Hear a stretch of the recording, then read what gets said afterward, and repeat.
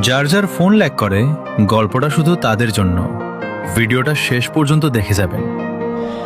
আমার একটা বন্ধু ছিল যার গেম প্লে অসাধারণ ছিল, কিন্তু কখনো কখনো সে একটা বট প্লেয়ারের থেকেও খারাপ খেলতো। একদিন মাইক অন করে তাকে জিজ্ঞেস করলাম, ভাই কখনো কখনো তুই একদম হ্যাকারের মতো গেম প্লে করিস, আবার কখনো নো প্লেয়ারের মতো খেলিস কেন? আসল ব্যাপারটা কি? সে যেটা বলল সেটা শুনে আমি সত্যি ইমোশনাল হয়ে গিয়েছিলাম।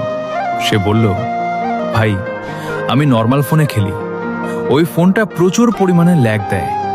কখনো গেম একদম স্মুথলি চলে, আবার হঠাৎ করেই ল্যাগ শুরু হয়ে যায়। এই জন্য আমি চাইলেও সব সময় ভালো খেলতে পারি না। ওর কথা শুনে আমি একটা জিনিস বুঝতে পারলাম, ফ্রি ফায়ারে এমন অনেক প্লেয়ার আছে যাদের সবচেয়ে বড় শত্রু তাদের স্কিল না, তাদের লো ডিভাইস। তারা এই লো ডিভাইস নিয়েও ঘন্টার পর ঘন্টা প্র্যাকটিস করে, প্রত্যেক ম্যাচে নিজের বেস্ট দেওয়ার চেষ্টা করে, কিন্তু ফাইট শুরু হওয়ার সাথে সাথেই ফোন ল্যাগ দেওয়া শুরু করে।